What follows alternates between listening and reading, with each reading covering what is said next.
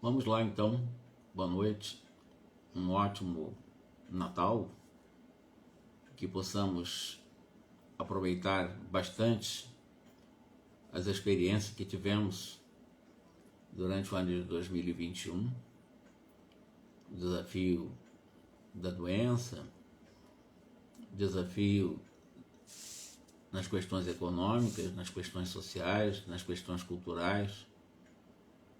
Enfim, vamos aqui continuar o nosso estudo, que nós estamos falando de um processo de reencarnação, e nesse caso hoje já entramos no assunto de uma reencarnação muito problemática, uma reencarnação em que a pessoa está em um estado de profundo desequilíbrio. Alice, boa noite. É a Cesarina. A Cesarina, ela teve 2 abortos, ela provocou 2 abortos, né? E também ela está na 3ª gravidez, com 7 meses de idade, de um espírito que o André Luiz dá o nome aqui de Volpini. E no desequilíbrio de Cesarina, que é essa grávida, há evidentemente grandes riscos nessa gravidez. São 7 meses. A Cesarina, ela é uma pessoa que não tem equilíbrio no campo do comportamento da sexualidade. E, por exemplo, já começamos a última reunião, nós falamos um pouco sobre ela. Ela estava com 7 meses, mas continuava a sua vida de leviandades no campo da sexualidade.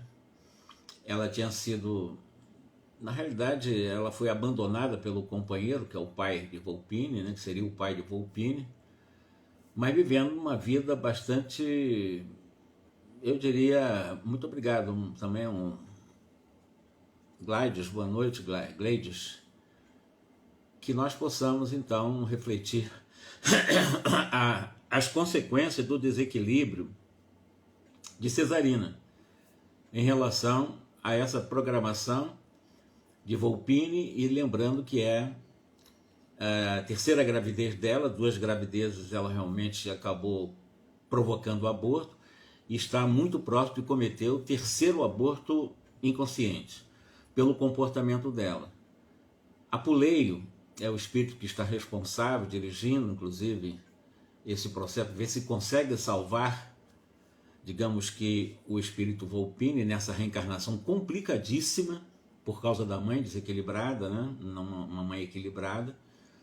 Apuleio dirigiu seu interior doméstico e voltou seguido de uma senhora idosa, era a dona da casa, velha amiga de Cesarina, suscetível de recebermos a influenciação. Então o plano era, Apuleio, ele tentaria utilizar a dona da casa onde está Cesarina para convencê-la aquela noite ela não sair, porque já foi registrado, o André Luiz nos trouxe realmente que a criança já estava roxa, já estava desfacelada, bem destroçada, com 7 meses de gravidez, e a Cesarina ainda estava querendo sair naquela noite, ia ser o ponto final realmente dessa programação.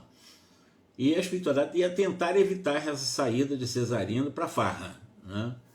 E ia aproveitar a dona da casa para conversar com ela. Na realidade, a dona da casa seria uma médium. Quem estaria conversando com essa senhora, com essa Cesarina, seria o próprio Apuleio. E ele diz, aproveitar-lhe-ei o concurso para que Cesarina de futuro não possa dizer que lhe faltou assistência e conselho adequado. Apuleio colocou a destra sobre a fronte da recém-chegada, que é a dona da casa, que se acercou de Cesarina. Minha amiga, estou receosa por você, por favor, não saia essa noite.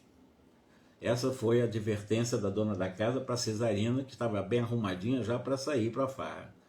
E ela pediu, não vá, por favor, desconfie de certas amizades. Então está chamando a atenção dela. Você tem que desconfiar de certas amizades, são amizades pouco dignas, O seu estado, Cesarina, é muito melindroso. Por que você vai sair hoje? Então, na realidade, eu apulei utilizando a mente da dona da casa para ela conversar com Cesarina e ela não sair naquela noite para ver o que a espiritualidade poderia fazer. E mais ainda, para que mais tarde era um dia que lhe faltou realmente o auxílio da espiritualidade, porque a espiritualidade está fazendo tudo para que o Volpini reencarne, mesmo nessas condições que já foi narrada, que o Volpini já está bem deteriorado lá no útero dela. Por que se exceder, diz a dona da casa? Porque você está vivendo esses excessos todos. Uma festa de aniversário em pleno bar não pode servir às suas necessidades presentes, Cesarina. Isso é a dona da casa. Eu abriguei você em nossa residência como se eu fizesse a uma filha. E eu devo estar vigilante, porque quando eu te abriguei em minha casa, eu te vejo como uma filha. Eu estou falando com você como se fosse a minha filha. Eu nutro a esperança de vê-la reaproximar-se, inclusive do esposo, que ela estava separada. Que, segundo creio, ele deve estar ausente por simples questões de incompatibilidade de gênero, só por isso. Mas se você não se defende do mal, como você pode atender essa situação? Um dos obsessores acabou entrando nessa conversa daí, segundo André Luiz, né? E aí envolveu-se nos braços, esse obsessor pegou a Cesarina nos braços, como se desejasse comunicar-lhes o seu estranho e perigoso magnetismo. As entidades inferiores presentes observavam de perto a senhora e lhe ouviam as palavras sensatas, os obsessores, só tomando conta dela aqui, da Cesarina. Todas exibiam gestos de demonstrações de revolta e desagrado. Não estavam satisfeitos, porque estavam querendo que Cesarina fosse para essa suposta festa de aniversário em bar. Cesarina, deixando-se envolver pela influência neutralizante do mal, riu-se e acrescentou para a dona da casa, que a acolheu, inclusive, generosamente em sua casa, né? Tranquilize-se, minha boa Francisca. Não precisará ensinar-me virtude. Eu tenho o meu compromisso para hoje e eu não posso faltar. Não concordo, volta Francisca. Sob a inspiração direta de Apuleio, a Francisca começou: nem estou fazendo pregação de virtude para você não, Cesarina. Eu não estou querendo realmente interferir na sua liberdade, na sua consciência responsável, não. Eu quero despertar as suas fibras de esposa e de mãe. O homem cujo convite você pretende atender agora não merece confiança. Ele não é digno de consideração. E além disso, o seu organismo ele deve ser preservado. Você está com 7 meses de gravidez. Não lhe dói a expectativa de prejudicar o filhinho? Você não pondera o futuro? E a respeitável amiga continuou advertindo com severidade maternal, enquanto Cesarina se mantinha em franca posição de negativa e de impermeabilidade. 2 horas durou essa conversação de Francisca, a dona da casa que acolheu Cesarina na casa, ela separada, né, para dar um apoio moral para ela grávida, e ela não escutou a Francisca, a dona da casa. Nesse momento, não saia, Cesarina. Essa pessoa que você vai sair hoje é uma pessoa que não tem, é uma pessoa indigna, é uma pessoa que não merece confiança. E ela não estava nem para ouvir a Francisca, né? Depois de 2 horas de conversação, na qual o diretor dos construtores usou da caridade, da lógica, da paciência, nas mais altíssimas doses, todavia, ao fim de 2 horas, um automóvel tocou a buzina lá na porta. Cerrando o pequeno estojo de perfumes, Cesarina abraçou a velha amiga desapontada e despediu-se. Adeus, voltarei mais tarde. Eu não tenho tempo a perder, já estão aqui na porta. O veículo rodou a caminho das avenidas asfaltadas. As entidades perturbadas seguiram no carro célebre. Então, ela foi, não escutou o conselho da Francisca, dona da casa, que a acolheu na sua gravidez, na própria casa. Ela atendeu ao convite dessa pessoa irresponsável que está nesse carro lá e foi buscá-la. E lembrando de que quem acompanhou a Cesarina para essa farra foram exatamente os 3 obsessores. Acompanharam ela no carro. Mas nós, esperando a manifestação de Apuleio, ali permanecemos aguardando a palavra. Aí o André disse agora, o que o Apuleio poderá falar? Algo triste. Apuleio dirigiu-se aos colaboradores declarando: podem regressar à nossa colônia em descanso. Nada mais tem o que fazer por agora. O dever de todos foi bem cumprido.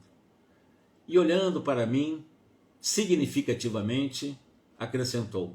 Apuleio, olhando para o André Luiz, disse para ele: irei, eu mesmo em companhia de André, buscar Volpine para recolhê-lo em lugar conveniente. O ambiente, eles foram lá para o ambiente que ela foi na festa lá de aniversário, num bar bem barulhento. O ambiente era de consternação, porque se os espíritos superiores são equilibrados, não são insensíveis. Acompanhei Apuleio durante longos minutos de silêncio, penetrando em seguida numa casa de barulho ensurdecedor. Repletos de homens e mulheres inquietos, excitados pela música bulhenta e estonteadora, mas a assembleia de desencarnados de condição grosseira era muito maior, tomada da mesma alucinação de perigoso prazer. Mantinha-se em defensiva, advertiu Apuleio. São poucos os desencarnados com reduzido tempo de experiência que podem penetrar ambientes como este para serviço de proteção. Vocês imaginam, né? Desequilíbrio de todas as áreas, álcool, sexo, tudo desequilibrado, um ambiente totalmente adverso à harmonia ou ao apelo espiritual. E se tem lá 100 pessoas nessa bagunça, nas bebidas, na farra, no cigarro, no sexo, tem o triplo de obsessores, é isso que está sendo dito aqui, e mais do que isso, de que poucos desencarnados com pouca experiência têm capacidade de penetrar em ambiente como esse para proteger, porque nem os desencarnados conseguem muita coisa em função de tantos espíritos obsessores em ambientes desse nível, desse baixo nível que, por sinal, é comum demais na Terra. Não nos cabe descrever as paisagens tristes desdobradas ao nosso olhar. Não tivemos dificuldade para reencontrar Cesarina em companhia de um cavalheiro menos escrupuloso, entre finas taças de alcoólicos elegantemente disfarçados. Apuleio aproximou-se, retirou Volpine, que a ela se abraçava como uma criança semiconsciente, ou seja, o espírito nesse processo de proteção já tirou o reencarnante, já tirou o espírito que estava em processo de reencarnação, 7 meses já ali no processo. É um sofrimento absurdo que esse Volpine passou, esse espírito, mas não tinha outro recurso senão retirar exatamente desse halo energético, tirar do útero, e foi o que o Apuleio fez, tirou o Volpine, arrancou o espírito ali do corpo físico da Cesarina. Em seguida, viu aplicar passes magnéticos em toda a região uterina, empregando infinito cuidado. Então ele tirou o espírito, tirou o Volpine, o Apuleio, que é um técnico especialista nessa área de reencarnação, e ao tirar também ele fez a proteção, aplicou o passe para que de alguma forma pudesse sustentar alguma coisinha ali, para que não houvesse uma morte, digamos assim, né? Morte que eu digo assim, uma dilaceração com graves, porque de alguma forma todos os seres humanos erram. Existe aquele, como no caso Cesarina, é a terceiro aborto. Ela atrai para ela só energias negativas, espíritos negativos e doenças puras. Mas pela misericórdia de Deus, pela compaixão de Deus, tu vê, tirou o Volpine, mas aplicou passo para que pudesse realmente uma relativa harmoniazinha, enquanto pudesse durar ali o útero da Cesarina. Foi o que ele fez, né? Retomando, Volpine, que confiara as minhas mãos para poder operar com eficiência, falou-me com calma. Desliguei o reencarnante do santuário maternal. Entretanto, não deveríamos esquecer de ministrar o devido socorro à mãe vigilante, ou seja, eu vou socorrer ela também. Eu vou tirar porque não tem condições de continuar essa gravidez, mas não vamos deixar de socorrê-la. Nós vamos socorrê-la sim. E ele aplicou o passe nela também. Ela precisa continuar a luta terrestre, quanto possível para aproveitar alguma coisa da oportunidade dada na reencarnação dela, pelo menos.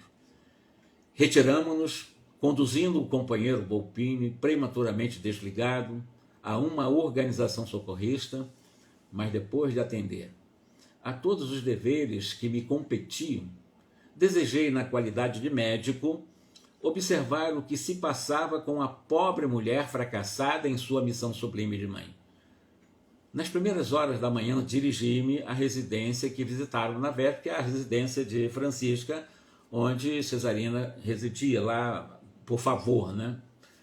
Porém, verifiquei que Cesarina não se encontrava em casa.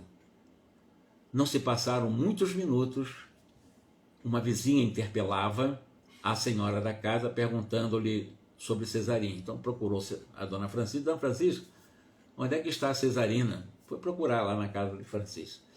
A dona Francisca explicou, na manhã de hoje, ela foi recolhida a uma casa de saúde em estado grave.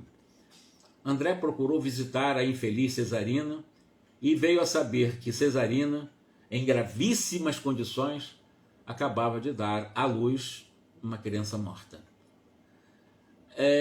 Vejam que houve nessa narrativa para hoje todos os tipos de preocupações, de precauções, de cuidados, de vigilância, etc. A Cesarina, de uma forma rebelde, ela não atendeu nem ao conselho da Francisca, que na realidade estava sendo uma médium do Apuleio, que é um técnico especialista, né, dos chamados construtores de nosso lar. Construtores são aqueles que mantêm os mapas genéticos, cromossômicos dos reencarnantes. É um técnico especialista em reencarnação. E ela não atendeu a nada disso. O que ela atendeu? Ela atendeu aos desejos dela, ela atendeu... Lembre-se que ela realmente, a Cesarina, para disfarçar a gravidez, ela usava uma cinta, né, para disfarçar o volume do abdômen. Quer dizer, ela destroçou praticamente, ela por liberdade dela, por livre-arbítrio dela, destroçou o bebê pela terceira vez, terceiro aborto. A criança nasceu evidentemente morta, porque o Volpini foi tirado lá pelo Apuleio, e essa é uma história bem diferente de O Segismundo, considerando exatamente esses tipos de abortos inconscientes. Porque existem os abortos diretos e existem esses abortos inconscientes. São mães que realmente acabam, por uma ou por outra razão, não se equilibrando no campo das emoções, no campo dos seus desejos, e não respeitam um ser que está sendo gerado e se desenvolvendo no processo de busca de progresso do próprio espírito no seu ventre, relaxa. Evidentemente não há como se proteger uma criança nessas condições. Então houve um aborto, é o terceiro aborto de Cesarina, em estado grave. Ela foi hospitalizada em estado grave, segundo André Luiz aqui conta para nós. Prosseguindo, o André Luiz, nos seus estudos sobre os fenômenos mediúnicos, agora vamos entrar em outro assunto, de várias expressões, sempre que meus serviços habituais me permitiam, eu regressava à crosta terrestre aprendendo, cooperando no grupo em que Alexandre funcionava na qualidade de orientador. Agora ele vai entrar exatamente no tema daquele grupo que ele estava estudando, que era um grupo mediúnico, que ele estava estudando, para que nós possamos aprender um pouco mais também sobre a questão da mediunidade. Minha frequência, diz o André Luiz, porém, em virtude das obrigações por mim assumidas em nossa colônia espiritual, não podia ser assídua, razão porque procurava aproveitar as mínimas oportunidades a fim de enriquecer as minhas experiências no campo da mediunidade. Numa das reuniões a que compareci, um dos cooperadores de nossa esfera aproximou-se do compassivo instrutor e pediu humilde: nossos companheiros encarnados, em solicitações sucessivas, insistem pela vinda do irmão Dionísio Fernandes, atualmente recolhido, como sabeis, numa organização de socorro. Alegam lá os encarnados, isso conversando com Alexandre, que a família se encontra inconsolável, que haveria conveniência na visita dele e que seria interessante ouvir um antigo companheiro de lutas doutrinárias. Enquanto Alexandre ouvia em silêncio o simpático colaborador, prosseguiu depois de ligeira pausa. Estimaríamos receber a devida autorização para trazê-lo. Poderia incorporar-se no processo de psicofonia, na organização mediúnica de nossa irmã Otávia e fazer-se ouvir de algum modo diante dos amigos e familiares. Então nós estamos falando aqui de um outro tipo de fenômeno, nós estamos falando aqui exatamente em um processo de psicofonia. Há uma solicitação a Alexandre para que esse Dionísio Fernandes possa, através da psicofonia, dar um recado para sua família no grupo mediúnico, porque a família estava inconsolável, etc. É isso que ele está dizendo para nós. Enquanto Alexandre ouvia em silêncio o simpático colaborador, prosseguindo aqui, estimariam receber a devida autorização para trazê-lo. E ele poderia utilizar aí a mediunidade de Otávia. O Alexandre pensou durante alguns momentos e explicou o seguinte: eu não tenho qualquer objeção pessoal em face da providência que você sugere, meu caro Euclides, quem pediu para que aquele Dionísio pudesse estar ali e dar um consolo para seus familiares. Vamos falar agora sobre incorporação, não é um termo adequado, embora é o título desse capítulo, mas nós chamamos de psicofonia, que é o espírito que comunica com os encarnados através da voz do médium. Entretanto, embora se constitua o nosso grupo de cooperadores encarnados de excelentes amigos, não os vejo convenientemente preparados para o integral aproveitamento da experiência de o Dionísio vir aqui e consolar os seus familiares.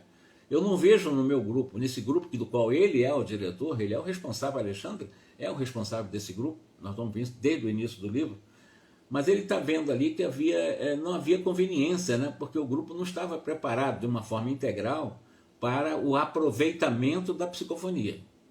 Esse é o detalhe.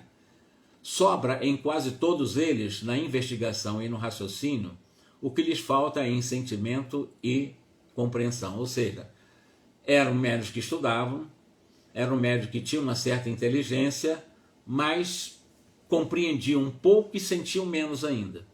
Então eram médios que estavam ali, aliás, como muitos médios em várias casas espíritas que conhecem, mas vão ali para um grupo mediúnico praticamente sem perceber a importância de um trabalho no campo da mediunidade, sobretudo em lidando com a psicofonia. Vejam bem, o próprio Alexandre já está há décadas com esse grupo e o grupo não cresce. É aquele mesmo grupo, das pessoas saem dali, vão para o alcoólico, vão para inveteradamente comer muita carne, essas coisas todinhas. Isso tudo foi falado, explicado em reuniões anteriores, em lives anteriores deste livro. Agora nós vamos falar de psicofonia.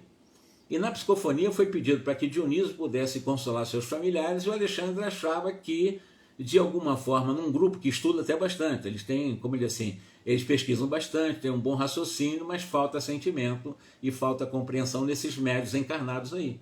Então não vale muita coisa, só o conhecimento em si não vale. É importante, mas só o conhecimento não vale, é preciso sentir para a transformação do comportamento. Não adianta estar em grupo mediúnico sem um convite de transformação de comportamento. Não adianta, eu posso frequentar 2 milhões de anos seguidos um grupo mediúnico. Se eu não criar um propósito de mudança de valores, de comportamentos, em obediência aos códigos morais de leis que eu trago na consciência, eu estou perdendo tempo. Ou na realidade eu estou estacionado. Então eu não estou avançando. Não adianta só o conhecer. É importante conhecer, sentir para se transformar. Esse é o objetivo de um grupo mediúnico.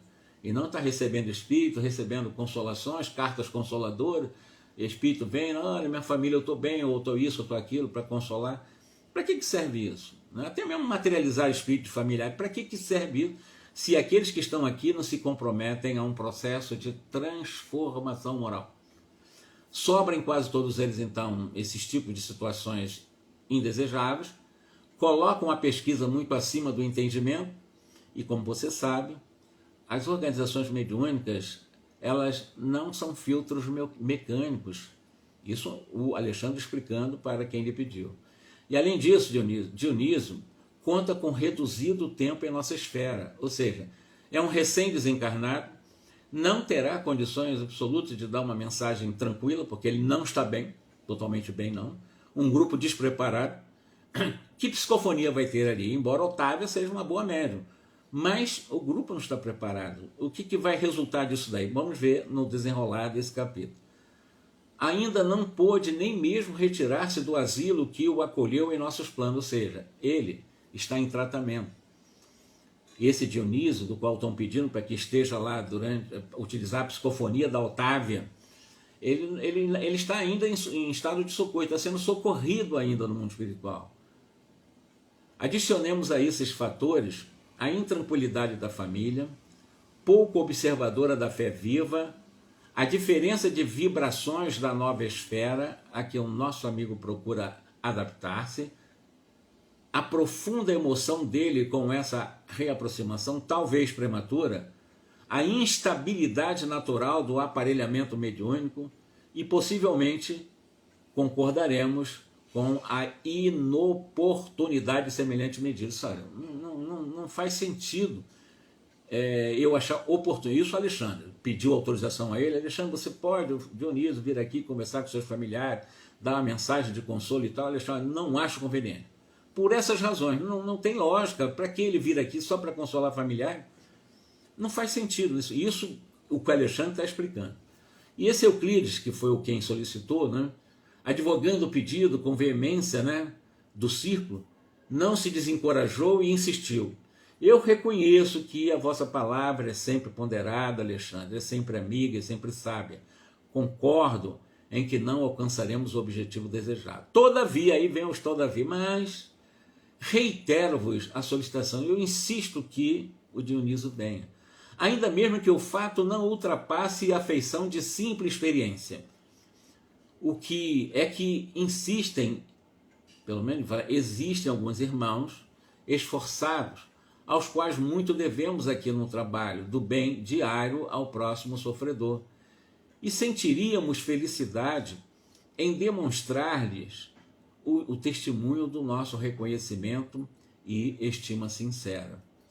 Alexandre sorriu com a generosidade que lhe era característica e observou: só possuo razões para endossar os seus pedidos, e já que você insiste na providência para atender aos companheiros que se sentem igualmente credores de sua confiança e estima, pode avisá-los de que Dionísio virá. Aí o Alexandre cedeu, sabendo que seria inadequado, seria inoportuno, mas tá, traz ele aí, vamos ver o que vai dar. Pelo menos a guisa de experiência, o Alexandre aceitou o que esse interlocutor pediu. Eu mesmo cuidarei de trazê-lo pessoalmente, diz Euclides. E como Euclides agradecesse, tocado de imensa alegria, Alexandre encerrou a conversação acrescentando: faça a promessa para a noite de amanhã. Então você traga amanhã à noite. É sempre mais fácil dar com alegria que receber com acerto. Aí afastamos-nos. Por que o interrogasse? Aí o André Luiz começou. Por que o interrogasse quanto ao processo fenomênico da incorporação? Alexandre esclareceu exatamente para o André Luiz o seguinte: mediunicamente falando, as medidas são as mesmas adotadas nos casos de psicografia comum, acrescentando-se, porém, que necessitaremos proteger em especial, ou com especial carinho, o centro da linguagem na zona motora, fazendo refletir o nosso auxílio magnético sobre todos os músculos da fala, localizados ao longo da boca, da garganta, da laringe, do tórax e do abdômen. Então, toda uma preocupação com o médio psicofônico para que haja uma psicofonia realmente sob controle, uma psicofonia que não desgastasse excessivamente o corpo também fisiológico do médium. Há todo esse preparo para trabalhos sérios, para trabalhos bem conduzidos, para trabalhos bem administrados, para trabalho realmente de pessoas que estão comprometidas com o comportamento moral modificado. Porque os demais trabalhos, com certeza absoluta, esses tipos de detalhamentos de proteção não ocorrerá, porque, como aconteceu com Cesarina, esses médios não darão oportunidade, então vão ficar em desequilíbrio. sai de um grupo mediúnico para beber, sai de um grupo mediúnico para falar palavrão, sai de um grupo mediúnico para fazer farra, sai de um grupo mediúnico para falar mal dos outros. Quer dizer, o que adianta estar em grupo mediúnico agindo dessa forma? Para mim, no meu modo de pensar muito particular, é a mais absoluta perda de tempo, porque ela não está acrescentando esse trabalho mediúnico para essa pessoa, não está acrescentando mudança de comportamento, mudança de vida, encontrar consigo mesmo a paz, a felicidade, a alegria, até mesmo a saúde, se tornar mais saudável. O que adianta estar em grupo mediúnico e continuar doente moralmente, doente fisicamente? Está perdendo tempo. Um trabalho mediúnico é um convite para a transformação. Ninguém é obrigado à transformação, mas é um convite para a transformação de comportamento. Outros valores. Repito, não faz sentido alguém estar num grupo mediúnico, com psicofonia, psicografia, evidência, ou seja lá o que for, e sai de um grupo mediúnico, se torna uma pessoa tão comum quanto qualquer comum das pessoas que não conhecem a espiritualidade. Continua com seus vícios desbragados, continua com as alimentações inadequadas, continua exatamente os seus comportamentos absolutamente inadequados para a missão ou para o compromisso da mediunidade. Enfim, não é virar santo, mas com certeza há um convite de mudança de comportamento para quem trabalha com espíritos. Porque, repito, é uma faca de dois gumes, como se diz, né? É muito perigoso lidar com os espíritos quando você não se compromete com você mesmo a se tornar uma nova pessoa. Você quiser manter os mesmos vícios, melhor não mexer com isso. Faça outra coisa. Faça qualquer outra coisa numa casa espírita, mas não mexa com mediunidade, porque você vai abrir exatamente todas as antenas transceptoras que vão captar as energias mais densas, mais pesadas. Vejo com Cesarina 3 obsessores poderosos que acompanharam ela, inclusive no carro, lá para o barzinho, para aquela confusão, e foi onde realmente o Volpini foi tirado. E os obsessores acompanham e nós estamos, durante a noite, durante o dia, no serviço, aonde estivermos dirigindo um carro, pode até tirar um pouco a nossa concentração, e em algum momento eu posso criar acidentes fatais. Então, mexer com mediunidade, com certeza absoluta, é preciso cautela, prudência, estudo, bom senso, equilíbrio, determinação e o firme propósito de modificação de comportamento. Médium, verdadeiramente médium, para se sentir protegido, ele precisa se esforçar. Ele não vai virar santo, mas ele vai se esforçar para cada dia ir se tornando um pouquinho melhor, até para receber a credibilidade e um apoio, ou seja, uma proteção mais direta e até especial dos espíritos, porque ele está se esforçando, ele também está se doando na mediunidade. Então há aí um tratamento especial, isso é muito lógico também, não é nenhum tipo de favorecimento.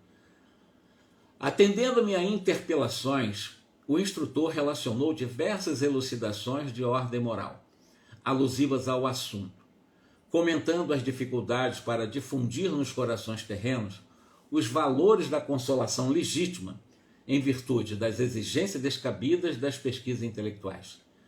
Admirava-lhe a sabedoria profunda e a sublime compreensão das franquezas humanas.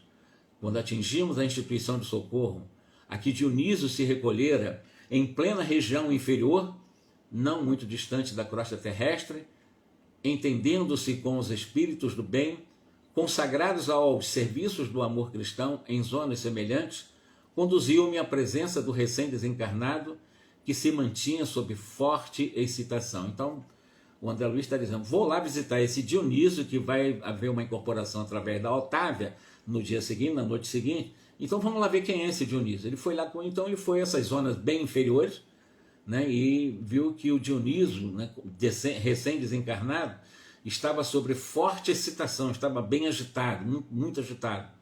Dionísio falou-lhe a Alexandre, após uma saudação usual, lembra-se do nosso grupo de estudo espiritualistas?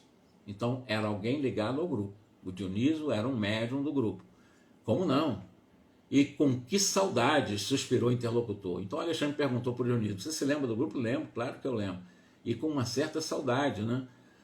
Nossos amigos do círculo pedem a sua presença, pelo menos por alguns minutos, prosseguiu o Alexandre. E eu decidi conduzi-lo até lá, para que você fale, não somente a eles, mas também aos seus familiares, aos familiares deles também. Aí o Dionísio, espírito recém-desencarnado, que felicidade, que ventura, exclamou Dionísio, quase chorando de contentamento. Ouça, porém, meu amigo, tornou Alexandre, sereno, enérgico, é indispensável que você medite sobre o acontecimento. Lembre-se de que você vai utilizar um aparelho neuromuscular que lhe não pertence. Nossa amiga Otávia servirá de intermediária. No entanto, Dionísio, você não deve desconhecer as dificuldades de um médium para satisfazer as particularidades técnicas de identificação dos comunicantes diante das exigências dos nossos irmãos encarnados. Ou seja, ele pode até se frustrar, porque pode, não, mas será que é o Dionísio? Será que não é o Dionísio? Já que é muito difícil você realmente satisfazer as pessoas que querem essas particularidades técnicas para poder realmente confirmar de que aquele espírito é o Dionísio, que não é Dionísio, que é fulano, que é ciclano, porque há certas exigências de irmãos encarnados que ficam negando também tudo o tempo todo. Ou aceitam tudo ou negam tudo, vão sempre aos extremos, nunca utilizando o bom senso. Compreende bem, Dionísio? Sim, replicou Dionísio, algo desapontado. Estou agora no mundo da verdade e não devo faltar a ela. Recordo-me de que muitas vezes recebi as comunicações do plano invisível através de Otávia com muitas prevenções. Então o próprio Dionísio era um desses, que quando Otávia, pela psicofonia, trazia alguma identificação de algum espírito, o próprio Dionísio, agora recém-desencarnado, não acreditava. É o que ele está dizendo aqui. Eu mesmo tinha dificuldade de acreditar. Agora ele vai falar através de Otávia. Mas enquanto encarnado e quando ouvia alguns espíritos falar pela psicofonia de Otávio, ele duvidava. É o que ele está dizendo. Muitas vezes recebia as comunicações do plano invisível através de Otávia, com muitas prevenções, e não raro vacilei, acreditando a vítima de inúmeras mistificações. Ou seja, o próprio Dionísio, que agora vai utilizar a psicofonia de Otávia, achava que Otávia era, na realidade, mistificadora. Agora ele vai viver uma experiência, porque agora ele está desencarnado e vai utilizar exatamente a método do qual ele próprio achava que era mistificadora. É uma situação que nós estamos conhecendo agora muito interessante. Pois bem, agora chegou a sua vez de experimentar também. E se antigamente era tão fácil para você duvidar dos outros, desculpe a franqueza dos nossos irmãos encarnados, caso agora também duvide de que você não está ali naquele momento. É possível que não alcancemos o objetivo. É possível que os médiuns lá não aceitem que seja você que está conversando através da Otávia pela psicofonia. Entretanto, nossos colaboradores insistem pela sua visita e não devemos impedir a experiência. Claro que ele está indo porque está havendo uma insistência. O Alexandre sabia que ele não estava preparado, Alexandre sabia que ele estava realmente superexcitado no campo mental, Alexandre sabia que certamente ele, numa situação dessa, faz uma psicofonia lá através do Otávio e vê que ninguém vai acreditar, ele pode se frustrar ainda mais, ficar mais superexcitado e se perturbar mais, né, em um processo de atendimento que ele está sendo atendido. O Alexandre sabia tudo isso, mas é uma experiência, vamos tentar. Então já nessa prevenção, o Alexandre já foi conversar com ele, ó, vai acontecer isso, já estou fazendo alguma prevenção. O Alexandre é o responsável do grupo, fica bem claro para nós. Antes que Dionísio se internasse em novas considerações, ou seja, conversasse outros tipos de assunto, o Alexandre disse o seguinte: Dionísio, concentre-se com atenção sobre o assunto, peça a luz divina em suas orações e você me aguarde aqui, espere-me que eu vou daqui a pouco te conduzir. Eu vou conduzi-lo em nossa companhia, deixando na residência da médium com algumas horas de antecedência para que você encontre facilidades no serviço de harmonização. Detalhe importante. Até mesmo essa providência acontece em vários grupos mediúnicos sérios, bem orientados, sem misticismo e sem essas crendices todas, né? É aproximar o Dionísio da Otávia antes de ela estar no centro espírita. Então, dentro da casa dela, esse espírito, no caso de Dionísio, que fazia parte do grupo, inclusive, já se aproxima dela para fazer exatamente esse serviço de sintonização ou de harmonização, para que quando chegar no grupo fica mais fácil ela captar o pensamento do Dionísio e transmitir pela voz. Despedimos-nos em seguida, registrando efusivos agradecimentos, etc. O caso interessava-me, diz o André Luiz. Por isso, roguei a permissão de Alexandre para acompanhar mais de perto a psicofonia. O Alexandre autorizou, autorizado a fazê-lo, seguiu o instrutor, que se dirigiu no dia seguinte, na noite seguinte, à instituição, a que Dionísio se recolhera, amparando convenientemente para a visita projetada. Com a gentileza de sempre, Alexandre guiou-nos até a moradia da médium Otávia, onde Euclides e o benevolente amigo da véspera nos aguardava cheio de atenções. O prestimoso mentor despediu-se com delicadeza extrema e, deixando-me em companhia dos novos colegas, acrescentou: a reunião dos companheiros encarnados terá início às 20 horas. Então André Luiz agora entrou, vamos ver como é que vai acontecer isso daí. Todavia, entre 18 e 19 horas, estarei aqui de regresso a fim de acompanhá-los ao nosso núcleo de serviço. E fixando-me, concluiu bondosamente: aproveite, André, a aproximação de Euclides, meu caro. Um bom trabalhador tem sempre proveitosas lições a ensinar. Ou seja, Euclides é aquele que pediu com certa veemência para que pudesse o Dionísio se comunicar, e o Alexandre pediu para o André Luiz se aproximar de Euclides, porque ele é um bom trabalhador, e tu vê que ele cedeu a um pedido de Euclides para o Dionísio se comunicar nesta noite através do Otávio. Euclides, sorrindo, agradeceu comovido e conduziu-nos ao interior doméstico, enquanto Alexandre se afastava noutra direção. Detivemos-nos em um humilde aposento. Nesta parte da casa, explicou-nos o guia acolhedor: nossa irmã Otávia costuma fazer meditações e prece. Muito importante para quem trabalha com a mediunidade é a meditação. Meditação, a prece, a concentração, o relaxamento, técnica respiratória, isso é extremamente importante, é o que ele está dizendo aqui. O Euclides, que trabalha diretamente com os médiuns. E ele está dizendo para André Luiz, né, nossa irmã Otávia costuma fazer meditações e preces. A atmosfera reinante aqui é, por isso, confortadora, é uma atmosfera leve, balsâmica, prazerosa. Esteja à vontade. Em vista de ser hoje um dos dias consagrados ao serviço mediúnico, que é o trabalho mediúnico daquele dia, terminará ela os trabalhos da refeição da tarde, mais cedo, a fim de orar e preparar-se. Ou seja, ela já está se preparando para não ir com a barriga, com o estômago cheio. Ela está se preparando bem, uma boa médium, então ela está comendo bem cedo, para que na hora do trabalho não vá para o trabalho com o estômago cheio. Isso vai atrapalhar na concentração, vai atrapalhar nas energias, porque vai haver uma concentração de energia, desgaste de energia desnecessário para quem vai trabalhar com a mediunidade.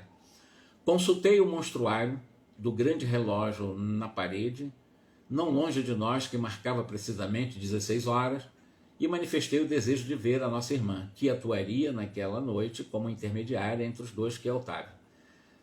Deixando o Dionísio no aposento, o Dionísio já estava próximo dela, porque é ele que vai comunicar através dela, que me referi, Euclides conduziu-me à pequena cozinha, onde uma senhora idosa se mantinha atenta à preparação de alguns pratos modestos. Tudo limpeza, ordem, harmonia doméstica. Notei-a, porém, algo pálida. Otávia estava abatida. Ouvindo-me a inquirição discreta, o Euclides informou o seguinte: Otávia é uma excelente colaboradora de nossos serviços espirituais no grupo mediúnico, mas, pela força das provas necessárias, a sua própria redenção, ela permanece unida a um homem ignorante e quase cruel. Então, Otávia é casada com um homem com essas características, né? Ignorante e quase cruel. Não é vida fácil de médium mesmo. Enquanto o companheiro brutal está ausente nas horas do ganha-pão trabalhando, a casa é tranquila, é feliz, porquanto a nossa amiga não oferece hospedagem às entidades perturbadoras da sombra. Todavia, quando o infeliz Leonardo, que é o marido da Otávia, penetra este pequeno domicílio, a situação se modifica. Porque o pobre esposo é um legítimo canteiro espinhoso no jardim deste lar. Ixi, Maria! Canteiro espinhoso, é um canteiro cheio de espinho nesse jardim, né? Um jardim de um lar cheio de espinho na presença dele. Faz-se acompanhar de perigosos elementos das zonas mais baixas. Não conseguiu ele identificar com a missão espiritualizante da esposa? Perguntou André Luiz. Então ele não conseguiu perceber que ela é médium, uma grande médium, ele não conseguiu se identificar com isso? Não, de modo algum, replicou Euclides, sem titubear. Não é novo para a compreensão elevada. Contudo, é teimoso nos erros que lhe são próprios. Permite, até ela, ele chega a permitir que ela, né, vá para o grupo mediúnico, ele permite que a consorte nos ajude, em vista da insistência de parentes consanguíneos dele, dedicados à nossa causa e que, influenciados por nós, não lhes permitem afastá-la. Ou seja, ele permite a esposa dele estar em grupo mediúnico porque parentes, auxiliados pela espiritualidade, insistem para que ele se convença da importância da sua esposa Otávia estar no grupo mediúnico. Senão isso nem ele deixaria, porque ele é muito brutal, né? A tarefa, porém, não é muito fácil, porque se Otávia é dócil aos espíritos do bem, o esposo é obediente aos cultivadores do mal. Basta, às vezes, traçarmos um programa construtivo com a colaboração dela para que Leonardo, cedendo aos portadores da treva, nos perturbe a ação, criando-nos graves dificuldades. Percebendo que o abatimento da médium não se passava despercebido, Euclides acrescentou: tão logo prometi ontem, alegremente, a vinda de Dionísio, desejoso de incentivar o bom ânimo dos amigos encarnados, contando com o concurso mediúnico de nossa irmã Otávia, piorou a situação psíquica do esposo imprevidente. Leonardo amanheceu hoje mais nervoso que de costume. Embebedou-se pouco antes do almoço, insultou a companheira humilde e chegaram mesmo a infligir-lhes tormento. Bateu nela. Ó, a lei da Maria da Penha na época, né? Assustada, a bondosa senhora sofreu médium, extraordinária média, apanhando de marido. É o que tá contando para nós aqui, uma médium apanhando de marido. Assustada, a bondosa senhora sofreu tremendo choque nervoso que lhe atingiu o fígado, encontrando-se no momento sob forte perturbação gastrointestinal. Por isso, a alimentação dela foi muito deficiente durante o dia e não tem podido manter a harmonia precisa da mente para atender com exatidão aos nossos propósitos. Já trouxe diversos recursos de assistência, inclusive a cooperação magnética de competentes enfermeiros espirituais, para levantar-lhes o padrão das energias necessárias. E só por isso é que a pobrezinha ainda não tombou a camada, embora se encontre bastante enfraquecida, apesar de todos os socorros. Algo desapontado, Euclides considerou após curto silêncio: como sabe, a harmonia não é realização que se improvise, e se nós, os desencarnados devotados ao bem, estamos em luta frequente pela nossa iluminação íntima, os médiuns são criaturas humanas, suscetíveis às vicissitudes e aos desequilíbrios da esfera carnal. Aí o André Luiz ficou apavorado. Oh, meu Deus do céu, né? Olhando a mulher naquelas condições, não teremos alguém que substitua a Otávia? Ela está nessas condições, ela apanhou do marido, e ela vai realmente ser fiel na captação psicofônica do Dionísio, nesse momento, embora o Dionísio esteja ali para a harmonização, né? para a psicofonia da noite, né? Porque ela está cambaleante, ela está muito tonta, apanhou do marido naquele dia. Todos os serviços exigem preparo, treinamento, observou o interlocutor sensatamente. E não poderemos trazer alguém que faça as vezes de Otávia, de um instante para outro. Não supõe que ela deveria ser feliz para ser mais útil? Outra pergunta, mas se ela está trabalhando, ela é uma boa médium, é uma pessoa boa, é uma pessoa equilibrada, ela faz meditações, ela ora e tudo.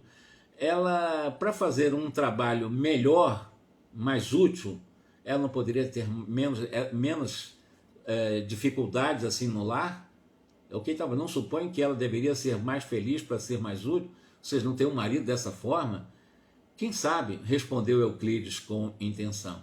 A mediunidade ativa e missionária não é incompatível com o bem-estar, e a rigor, todas as pessoas que gozam de relativo conforto material poderiam disputar excelentes oportunidades de serviços em seus quadros de trabalho de edificação. Claro, entretanto, as almas encarnadas, quando favorecidas pela tranquilidade natural da existência física, se mantêm na região de serviço comum que lhe é própria às necessidades individuais, e como o cumprimento do dever com exatidão já representa grande esforço, raramente ultrapassam a fronteira das obrigações legítimas em busca do campo divino da renunciação. A luta intensiva, porém, dilata as aspirações íntimas. Ou seja, ela está sendo convidada para a renúncia, para o sacrifício. Ela está trabalhando sim, mas ela não é uma privilegiada nesse caso, em função dos débitos do passado dela também. Essa luta intensiva, né, dilata a capacidade de ela poder realmente ter mais aspiração íntima nessa renúncia para se encontrar com o bem. O sofrimento, diz aqui o Euclides para o André Luiz, quando aceito à luz de uma fé viva, é uma fonte criadora de asas espirituais. Ela está sofrendo muito, mas ela está se libertando. Ela está chorando, ela está apanhando fisicamente, é um ser humano, é uma boa médium, ela sofre horrores com o marido, e esse sofrimento, quando ela aceita com essa fé viva que ela mantém, é uma fonte criadora das asas, ou seja, ela está voando, ela está conseguindo se libertar pelo próprio sacrifício. A essa altura dos esclarecimentos fraternos, o companheiro sorriu e observou: formulando semelhantes considerações, não queremos dizer que a mediunidade construtiva deve ser o apanágio dos corações algemados na dor. Não, quer dizer, para ser médium tem que passar pela dor. O bom médium, necessariamente, ele tem que ser preso, né, do seu ponto de vista afetivo, que ele fala dos corações algemados à dor. Não, né? Isso não. As missões da espiritualidade superior pertencem a todas as criaturas de boa vontade. Apenas expressamos a nossa convicção de que almas existem fervorosas no ideal do bem e da verdade, que se valem dos obstáculos para melhor escalarem o monte da redenção divina. A dona da casa terminara a tarefa de aprontar o jantar humilde e, antes que o esposo voltasse ao lar, dirigiu-se ao quarto íntimo em que, conforme notificação de Euclides, costumava fazer as suas preces preparatórias.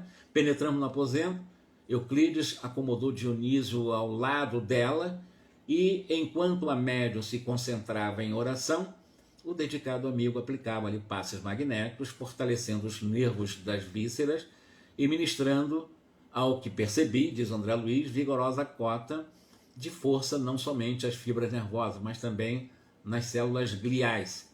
Dona Otávia pedia a Jesus bastante energia para o cumprimento de sua tarefa, comovendo-nos a sua rogativa silenciosa, simples e sincera. Meditou na promessa que os amigos espirituais haviam levado a efeito na véspera, relativamente à comunicação de Dionísio, recém-desencarnado. Procurava dispor-se ao concurso mediúnico eficiente, tentando isolar a mente das contrariedades de natureza material. Aos poucos, sob a influenciação de Euclides, formou-se um laço fluídico que ligou a médium ao próximo comunicante. E aí ele vai contando, estou com 7 minutos para terminar, senão eu perco essa live. Na quarta-feira que vem eu vou dar continuidade exatamente esse drama de Otávia, a médium psicofônico, para receber o Dionísio, com a ajuda de Euclides aqui, com a permissão de Alexandre, acompanhado por André Luiz, todo o sofrimento dessa médium, nós vamos deixar para que quarta-feira que vem possamos levar adiante. Como eu disse, faltam 5 minutos, e se ultrapassam, o Instagram ele não permite a gravação, e eu permitiria, eu estou fazendo playlists, né, para que nós possamos acompanhar capítulo a capítulo, hoje, amanhã, daqui a 10 anos, daqui a 1000 anos, nós estamos deixando nossa contribuição nas leituras comentadas das obras de André Luiz, e eu farei de todas as obras dele, se Deus quiser. Uma boa noite, um ótimo Natal, e quarta-feira que vem nos veremos, para aqueles que nos acompanham ao vivo aqui na live, e aqueles que possam assistir depois, mas nós vamos dar continuidade à questão de Otávia, Dionísio, Euclides, e aí vai o Alexandre, ele vai estar no grupo mediúnico, como é que vai ser essa psicofonia, se vão desconfiar, se não vão desconfiar, e etc. Tá bom? Boa noite para todos, muita paz, um grande abraço e muito obrigado.